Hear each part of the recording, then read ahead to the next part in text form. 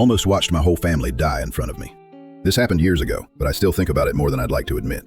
My wife, our 2 kids, and I were driving home one night on a 6-lane highway. I was in the middle lane, but something in my gut told me to move over into the far right lane. It wasn't urgent, we weren't turning for another 2 miles, but I hate last-minute merges, so I went ahead and switched over. That small decision probably saved us. We rolled up to a red light and stopped behind a red truck with a camper top. I remember zoning out, staring through its back window at the shirts hanging neatly on a clothing rack. It looked like they ran a dry cleaning business. Then, out of nowhere, everything exploded. The truck in front of us lurched forward like it had been hit by a train. Metal screamed, glass shattered, and suddenly a small car was crumpled in the middle of the intersection, flattened like an empty soda can. Another car spun out, smoke and fluids pouring everywhere. My instincts kicked in. I jumped out and ran. One driver's arm was mangled, and he couldn't unbuckle himself. So I pulled him out before the car went up in flames. Then I sprinted to the other car. People were screaming. Someone yelled, "They're dead," and I tried to pry the door open. It wouldn't budge. I smashed my elbow against the window like in the movies, but nothing happened. One look inside, and I knew. She was gone. Later, the news said one sister died on the way to the hospital, but I know what I saw.